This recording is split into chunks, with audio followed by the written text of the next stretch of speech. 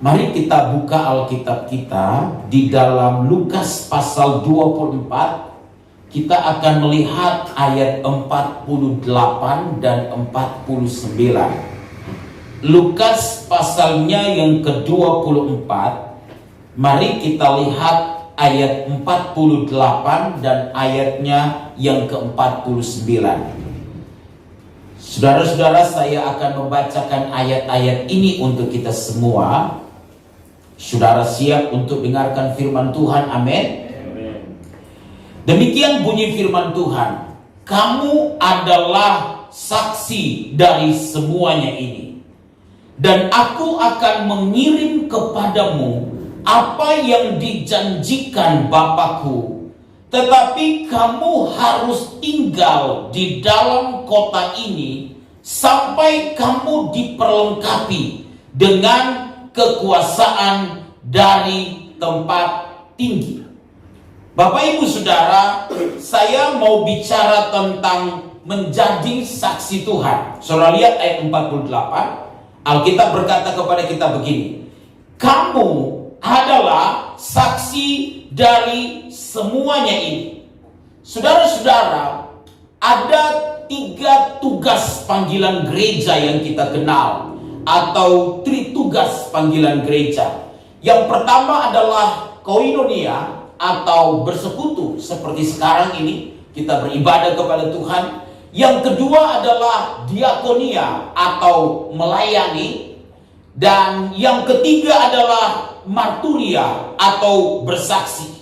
Nah, kita akan membahas tentang panggilan gereja yang ketiga, yaitu bersaksi atau marturia.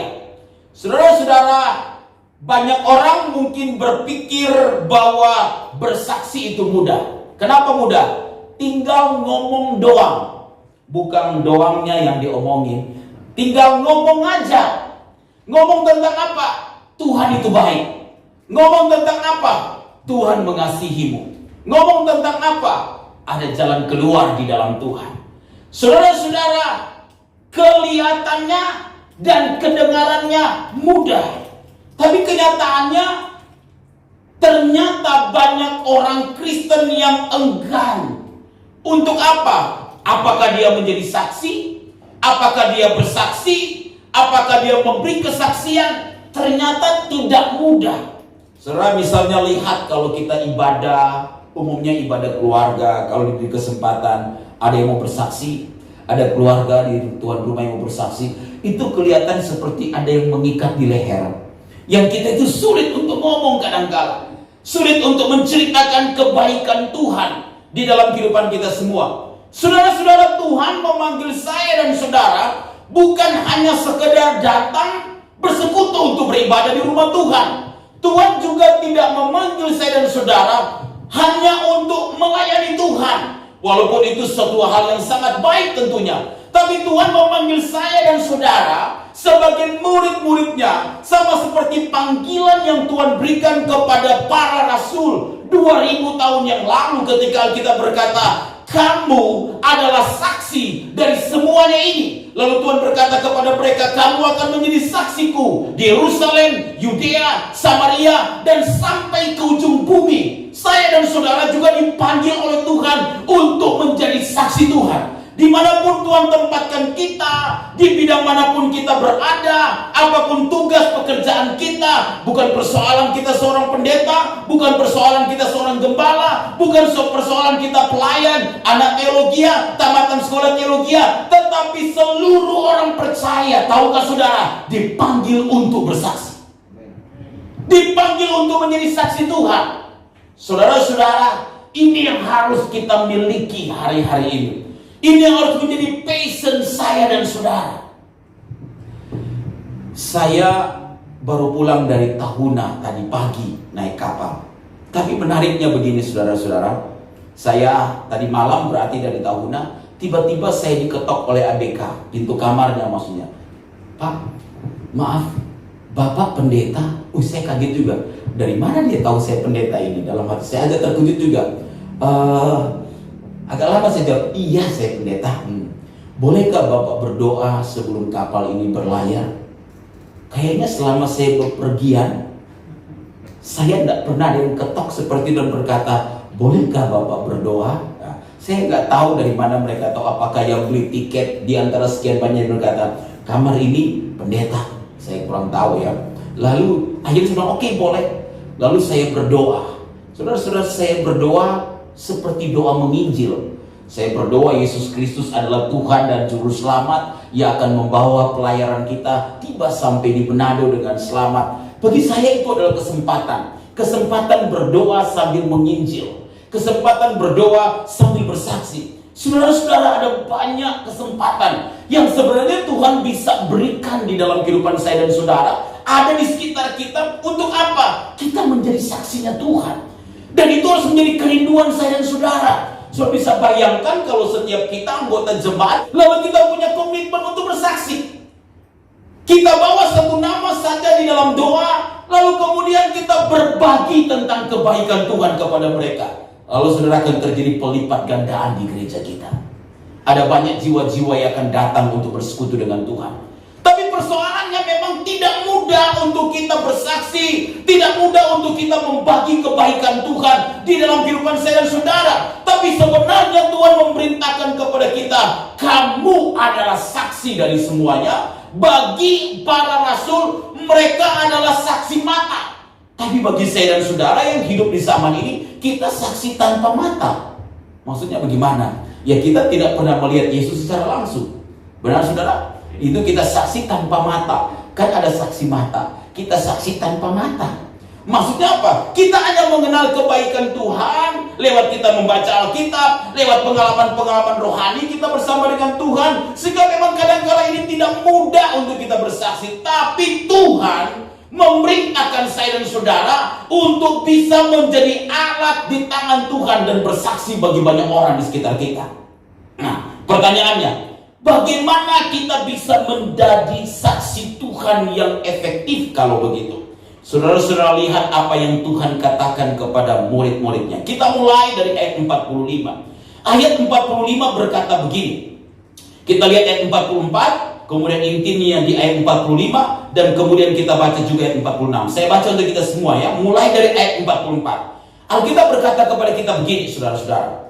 Ia berkata kepada mereka, inilah perkataanku yang telah kukatakan kepadamu ketika aku masih bersama-sama dengan kamu, yakni bahwa harus digenapi semua yang ada tertulis tentang aku dalam kitab Taurat Musa dan kitab nabi-nabi dan kitab Mazmur. Lalu ia membuka pikiran mereka sehingga mereka mengerti kitab suci. Katanya kepada mereka, ada tertulis demikian, Mesias harus menderita dan bangkit dari antara orang mati pada hari yang ketiga. Saudara lihat ya, ayat 45 ini kuncinya.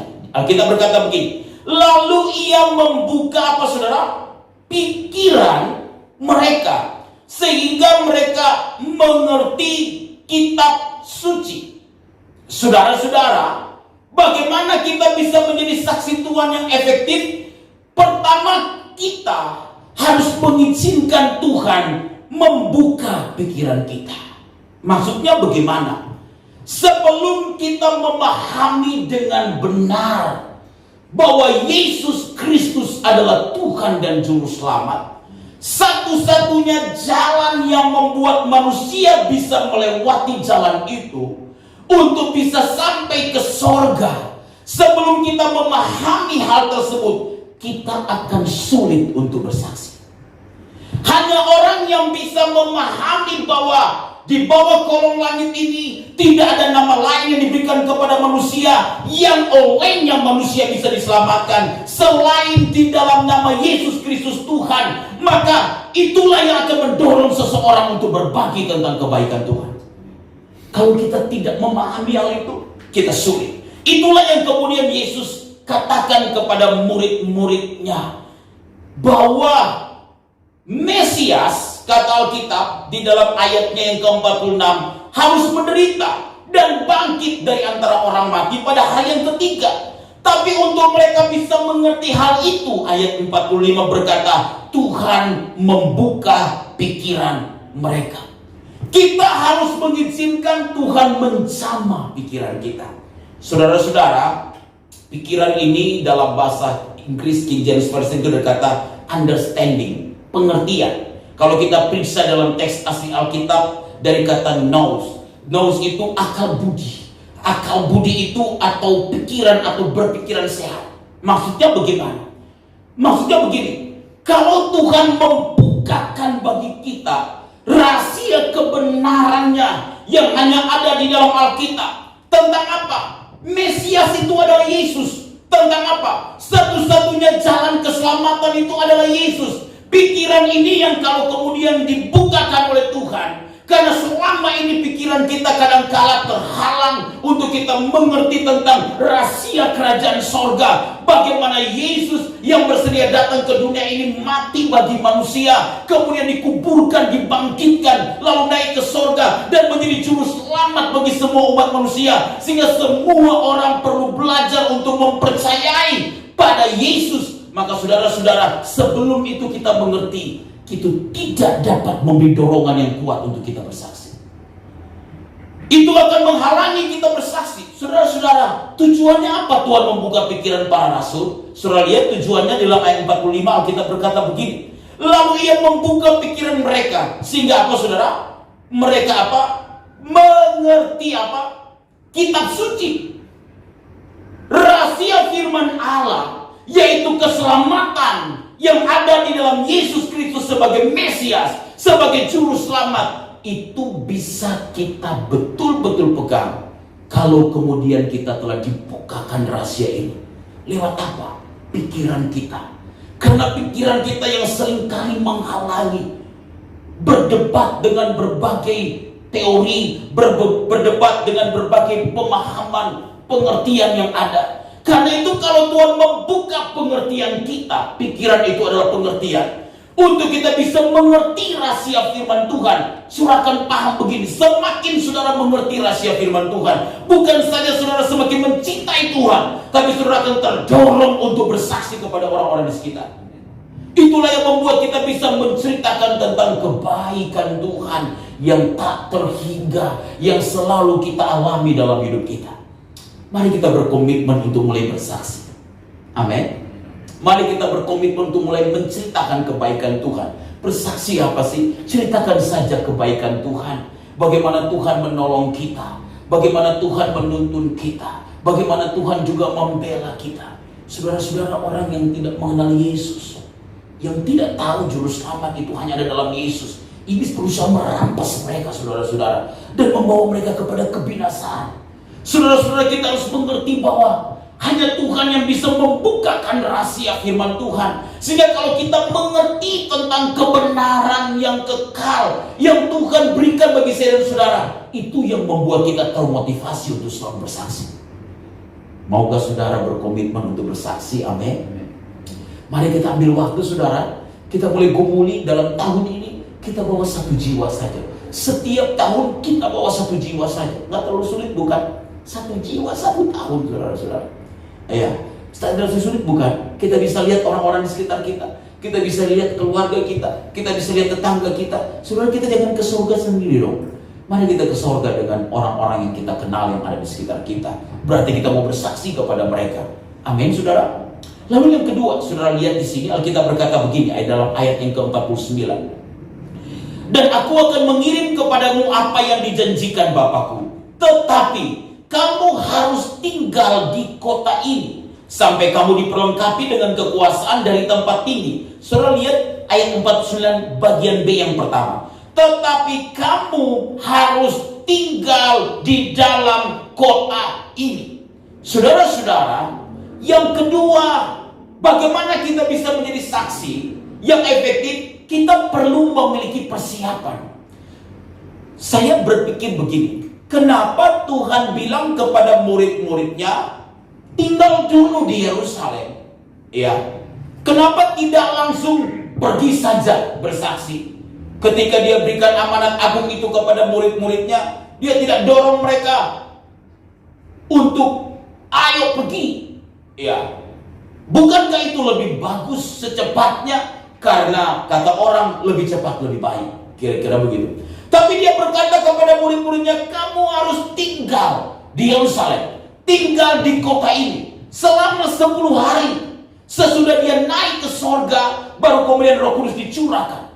Ada 10 hari murid-muridnya menanti memang apa yang dijanjikan oleh Bapa kepadanya, kepada mereka. Saudara, apa artinya? Saya menangkap begini, saudara. Ketika Yesus berkata, tetapi kamu harus tinggal di dalam kota ini, itu bicara persiapan. Kalau saudara temukan, saudara-saudara, ada 120 orang murid yang mereka berkumpul untuk mereka bercakap-cakap, mereka berdoa. Mungkin dimulai dari para rasul, mereka bercakap-cakap dengan murid-murid yang dekat yang lain. Lalu ketika hari Pentakosta tiba, ada 120 orang murid yang berada di sebuah loteng di kota di Yerusalem, di sebuah rumah. Lalu kemudian Roh Kudus dicurahkan kepada mereka. Pertanyaannya begini, apa yang terjadi dengan 10 hari selama Yesus meminta mereka menunggu? Menunggu apa? Menunggu memang janji yang diberikan kepada mereka.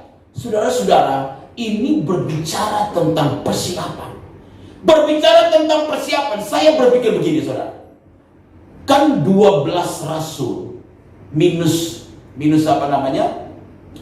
Minus Yudas. Kemudian pada Kisah Rasul pasal pertama dipilihlah pengganti Yudas, lalu terpilihlah seorang yang bernama Matias. Saudara-saudara, mereka bercakap-cakap satu dengan yang lain, dengan murid-murid yang lain. Tapi yang paling dekat dengan Yesus pasti adalah 11 orang rasul ini, ditambah dengan seorang yang mungkin ditambahkan kepada mereka yang bernama Matias, menjadi rasul yang ditambahkan kepada mereka. Apa yang mereka lakukan selama 10 hari? Saya berpikir itu bagian dari persiapan. Pertama, persiapan apa? Persiapan pengetahuan. Mengapa? Yesus telah membuka pikiran para rasul untuk mereka mengerti firman. Mereka tahu kebenaran firman, mereka tahu rahasia-rahasia firman. Saya sedang berpikir mereka sedang memberitahukan itu, membagi apa yang mereka ketahui kepada murid-murid yang lain. Sehingga saudara akan menemukan ada 120 orang murid yang dijumpai di loteng Yerusalem pada peristiwa Pentakosta itu. Saudara-saudara, mereka pasti akan bercerita. Kalau saya berpikir mungkin murid-murid mengajarkan kepada para rasul, mengajarkan murid-murid yang lain tentang Yesus yang adalah Mesias, tentang bagaimana Yesus mengajarkan mereka yang adalah saksi mata secara langsung, yaitu para rasul tersebut. Dan itulah yang dibagikan kepada murid-murid yang lain. Dan saudara, itu adalah persiapan rohani. Saudara akan menemukan apa? Mereka bersekutu, mereka berdoa, di antara mereka saling menguatkan. Ada persiapan rohani yang mereka lakukan. Saudara-saudara, kita akan menjadi saksi yang efektif kalau kita punya persiapan. Tentu kita harus memiliki persiapan secara rohani, dan kita harus memiliki pengetahuan tentang kebenaran Yesus Kristus yang adalah Tuhan dan Juru Selamat, sehingga kita bisa bersaksi bagi banyak orang yang ada di sekitar kita. Amin, saudara. Saudara, saya mau katakan begini. Kalau kita punya kedisiplinan rohani, saudara, setiap hari ada waktu untuk berdoa. Saudara, setiap hari ada waktu untuk saat teduh. Saudara, baca Alkitab. Saudara, itu akan mendorong kita di dalam sebuah semangat rohani. Untuk apa? Untuk berbagi kepada orang lain tentang kasih Tuhan yang tidak terhingga tersebut. Saudara-saudara, persiapan rohani ini penting. Mengapa? Karena itu akan menguatkan motivasi hati kita untuk berbagi kepada orang lain tentang kasih Tuhan. Tetapi memiliki persiapan pengetahuan tentang Alkitab saat ini juga penting, supaya kita tidak salah bersaksi tentang kebaikan Tuhan. Tapi ini yang saya mau beritahu kepada saudara. Zaman dulu murid-murid belum pegang Alkitab seperti yang kita pegang. Benar, saudara? Belum ada 66 kitab yang kita pegang yang telah dikanon sejak masa bapak-bapak gereja. Tetapi murid-murid bersaksi dengan begitu efektif. Mereka bersaksi dengan begitu luar biasa. Saudara-saudara, memiliki persiapan rohani ini ternyata sangat penting. Seorang yang memiliki hubungan dengan Tuhan itu begitu kuat, saudara-saudara, dia akan terlatih secara rohani. Untuk apa? Berbagi kepada orang lain tentang kasih Tuhan kepada mereka. Jadi kalau kita memiliki persiapan rohani secara khusus yang memang itu ada dalam hidup saya dan saudara, itu bukan hanya menguatkan iman kita, tetapi itu akan mendorong kita untuk apa? Bersaksi kepada orang-orang di sekitar kita. Saya berharap saudara tidak memiliki atau tidak melewatkan waktu untuk berdoa setiap hari. Saudara tidak melewatkan waktu untuk memiliki saat teduh secara pribadi. Mungkin kita punya saat teduh bersama-sama, tapi kita punya saat teduh secara pribadi, di mana kita bisa berkomunikasi dengan Tuhan, di mana kita bisa berbicara dengan Tuhan, di mana kita bisa menyampaikan apa yang menjadi isi hati kita kepada Tuhan. Lalu Tuhan bisa membukakan berbagai rahasianya kepada saya dan saudara. Saudara-saudara, di dalam persiapan rohani yang salah satunya adalah doa, di situ Tuhan bisa membuka banyak rahasianya kepada saya dan saudara. Itu yang membuat kita bisa berjalan di setiap hari dengan penuh kuasa di dalam hidup saya dan saudara. Kalau saudara tidak berdoa, saudara bisa rasakan kalau mungkin darah saudara sudah cepat naik, jangan-jangan saudara sudah tidak berdoa. Begitu ya. Saudara akan temukan kalau saudara mulai tidak ada damai sejahtera, mungkin saudara hubungan dengan Tuhan sedang renggang. Tapi saudara tahu, semakin kita dekat dengan Tuhan, semakin kita memiliki suatu hubungan secara pribadi dengan Tuhan, saudara, apapun yang kita hadapi, apapun yang kita lalui dalam hidup ini, kita bisa menghadapinya bersama dengan Tuhan. Amin. Saudara lihat, yang ketiga, bersedia diperlengkapi. Bagaimana kita dapat menjadi saksi Tuhan yang efektif? Kita harus bersedia diperlengkapi dengan kuasa Tuhan. Saudara lihat ayat 49 bagian C, dikatakan begini ya. Tetapi kamu harus tinggal di dalam kota ini sampai kamu diperlengkapi dengan kekuasaan dari tempat tinggi. Sampai kamu diperlengkapi dengan kekuasaan dari tempat tinggi. Saudara-saudara, diperlengkapi itu dari kata Yunani enduo. Enduo itu adalah merupakan suatu kata umum yang dipakai untuk menyatakan sebuah pakaian. Jadi maksudnya bagaimana? Diperlengkapi ini memiliki makna begini: memberikan pakaian kepada seseorang. Jadi ketika kita berkata tunggu di Yerusalem sampai kamu diperlengkapi dengan kekuasaan dari tempat yang maha tinggi, itu sedang mau beritahu kepada kita begini: tinggal saja menunggu janji Tuhan untuk Roh Kudus dicurahkan. Maka Roh Kudus yang dicurahkan untuk membuat saya dan saudara menerima kuasa seperti dipakaikan dengan sebuah pakaian. Makanya saudara mungkin pernah mendengar ada orang atau ada ungkapan bilang begini: wah, pakaian dia memang di situ. Pernah dengar istilah itu saudara-saudara? Atau pemakaian dia di situ. Ada yang menyebut pakaian dia di situ. Nah, itu dari kata diperlengkapi. Jadi diperlengkapi itu adalah bentuk pasif, saudara. Maksudnya bagaimana? Jadi gini, kita ini pasif dalam doa-doa yang kita naikkan. Nanti Tuhan akan memakaikan kita kuasa seperti pakaian yang dipakaikan kepada saya dan saudara. Jadi kita itu hanya pasif berdoa menerima. Nanti Roh Kudus yang akan mengurapi saya dan saudara. Kira-kira begitu. Roh Kudus yang nanti akan mengurapi saya dan saudara. Karena itu kata diperlengkapi kemudian dilanjutkan dengan pernyataan diperlengkapi dengan kekuasaan dari tempat yang tinggi. Artinya kita diperlengkapi dengan kuasa. Artinya kuasa apa? Kuasa Roh Kudus yang turun dalam hidup saya dan saudara. Saudara, kehidupan kita dalam pelayanan akan menjadi sangat efektif kalau Roh Kudus mengurapi saya dan saudara. Pelayanan kita akan menjadi sangat efektif kalau Roh Kudus mengurapi. Kalau kita adalah seorang imam musik, kita seorang worship leader, kita seorang singer, kita berada dalam pelayanan apa saja, saudara-saudara, kita perlu minta agar Roh Kudus mengurapi saya dan saudara. Pengurapan itu penting, karena itulah yang akan mengubah orang. Bukan karena keterampilan kita berbicara, bersaksi tentang kebaikan Tuhan, tetapi yang bisa menjamah dan mengubah seseorang karena Roh Kudus yang mengurapi kita. Karena kuasa Tuhan yang turun atas saya dan saudara. Sehingga ketika kita berbicara, berarti Roh Kudus yang akan menjamah orang-orang tersebut. Karena itu saudara-saudara, di dalam pelayanan kita, mari kita minta Tuhan mengurapi kita. Mari kita minta kuasa Tuhan turun atas saya dan saudara. Saudara, kita perlu minta supaya Roh Kudus mengurapi kita.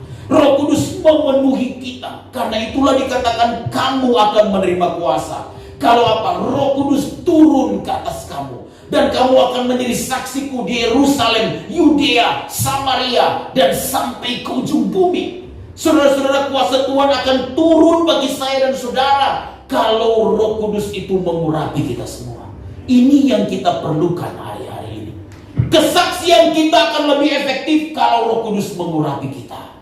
Kesaksian kita akan berdampak, pelayanan kita akan berdampak kalau kita diurapi oleh Tuhan. Karena itu, mari berdoalah agar pengurapan Tuhan itu selalu nyata bagi kita. Pengurapan Tuhan itu selalu turun atas saya dan saudara. Berdoalah supaya di dalam ibadah kita urapan Tuhan itu dinyatakan bagi saya dan saudara. Berdoalah dalam pelayanan kita, Tuhan mengurapi kita. Dan berdoalah ketika kita bersaksi kepada banyak orang. Orang-orang di sekitar kita, Roh Kudus memberikan kita keberanian dan memberikan kita pengurapan. Supaya apa? Kita mampu bersaksi dan Roh Kudus mengubah orang-orang di sekitar kita. Itulah passion yang harus saya dan saudara miliki. Kita dipanggil bukan hanya beribadah. Kita juga dipanggil bukan hanya melayani. Tapi kita dipanggil untuk bersaksi. Kita dipanggil untuk menginjil. Kita dipanggil untuk menjangkau jiwa-jiwa yang terhilang, membawa mereka yang ada di luar sana. Saudara bisa lihat, apakah itu anggota keluarga kita, apakah itu tetangga, orang-orang yang kita kenal, yang kita ketahui, yang dekat dengan kita. Mungkin itu orang yang sedang Tuhan siapkan untuk kita bersaksi kepada mereka. Mari kita berkomitmen untuk membawa jiwa kepada Tuhan.